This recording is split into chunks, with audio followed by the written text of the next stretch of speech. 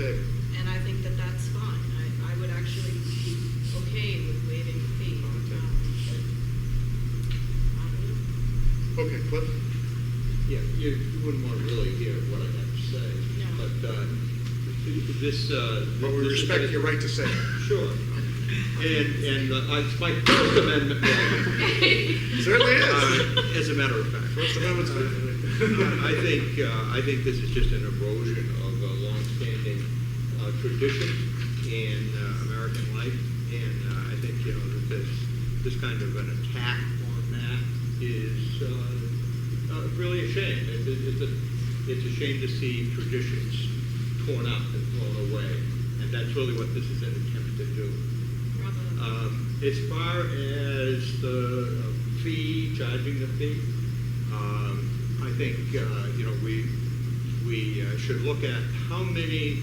This has always been a volunteer event, and how many seniors show up for it. 50% of them. You usually get 50 to 60% of their 50, votes. I'd say 50. I'd say 60% on a sometimes. voluntary basis. No, I'd say 2/3 sometimes. I think it's about 2/3. Yeah, about 2/3. So about half of the class, A little more than that. about half of the class voluntarily attends this. And, if half the class wanted to voluntarily attend any service, any event, would we charge them for use of the facility? These are the kids that belong in this facility. Why would we charge them for that? It's not their event. It's not their event. You're not sponsoring it. They're not sponsoring it, and it's not their event. So we have the clergy, who are nonprofits, end up by getting a bill, and then they can pass that on with a ticket to the kids. What are we trying to do? It's ridiculous. It's absolutely ridiculous. Well, I think we can take a middle ground on this. I think that we don't have to change the tradition or the long-standing event. I think they can continue to have a baccalaureate like they have in the clergy. I think that we make it clear that it's sponsored by the local clergy, that it's a voluntary event, that it's not school-sponsored or promoted by the school, that we can certainly hold it at the venue that can most likely accommodate this event.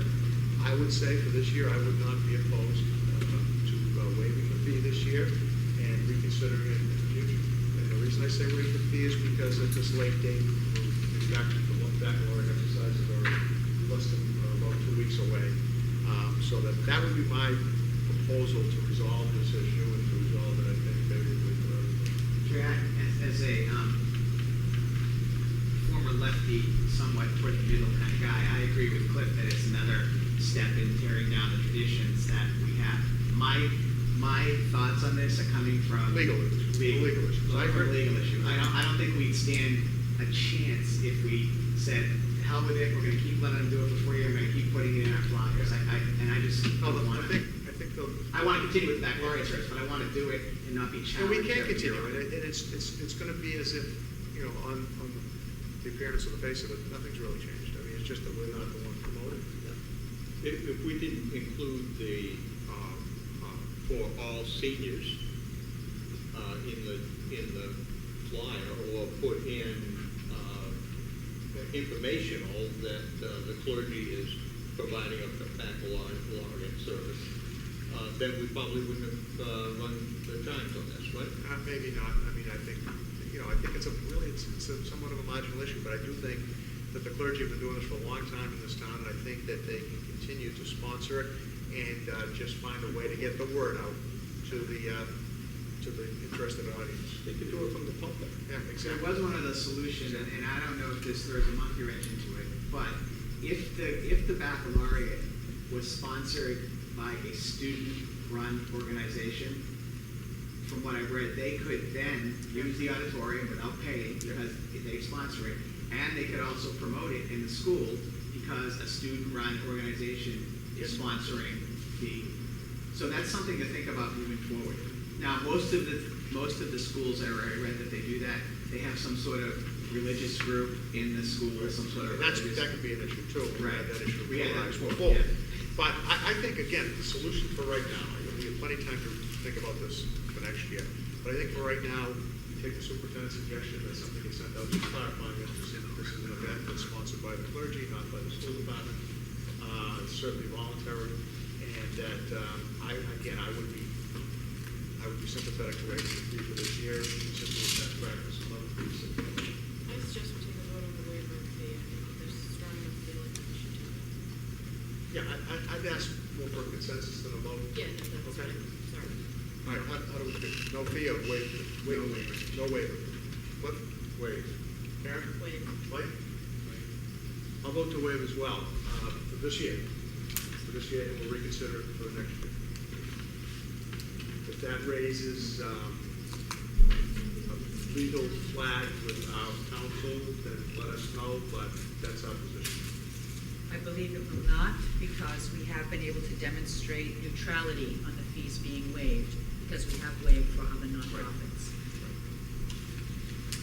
Okay, any further discussion on this matter? Again, I don't think we need to make a big deal out of it. We move forward and we take a look at this for next year and see how we do. I think that's perfectly fine. Okay. But you're gonna take care of that letter? Yes. Yeah. Okay. With good. Mr. Bernard, since this letter was Good, addressed good. to you with us. Again, I think you need to be responsive, obviously, to council for they did make a request for records. Yeah, freedom of information, so, I have until May 31st to supply those records. okay. Just for the purpose of the record, I would like the secretary to note that I rolled my eyes during this conversation. And I would like to note Many that times. despite Ms. Ericketti's experience, I'm still a strong supporter of the ACLU. All right, let's not get into this. All right, the only thing left on the agenda is schedule of meetings. Monday is June 6th, and that's town meeting. Do we need to meet at 6, or is that too early, or should we do 6:30? Well, several of us will be late because that is also prom. I'll be late, that's right. I'll be late. I'm not going to the prom, I have a child. But yeah, I think maybe let's set it at 6:30. We do have a couple of agenda items, but I think 6:30 6:30? would Do we suffice. need an executive session that night? We could use an executive session. Because we will have our next negotiating Yeah, session we with the really do paraprofessionals need on that. June 9. Could we meet after town meeting? We If did we the have to, last we can. time. Yeah, Although town meeting could go Right, right till this is 1 o'clock. spring town meeting, so that could be late. I know. But let's do this, let's do 6:30, because some of us are going to be late.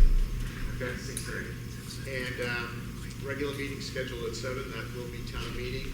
Monday, June 13th, we have a 6:30 PM executive session and a 7 o'clock regular meeting. And then on Monday, the 27th, again, 6:30 executive session and a regular meeting at 7 o'clock. I do request that we have an executive session following this meeting if possible. Okay. For purposes For the, of. well, at least for the purposes of contract negotiation. All right, do I have a motion for us to move into executive session for the purposes of collective bargaining discussion? And to reconvene solely for the purpose of adjournment. So moved. Second. A motion by Mr. Webster and a second by Ms. Ericetti. Roll call vote, Mr. Shasky? Ms. Ericetti? Yes. Mr. Bowers? Aye. Mr. Webster, the chair Yes. says aye. Yes. 2 yeses, 3 ayes. The chair says aye. Motion carries by a vote of 5-0. Thank you for coming.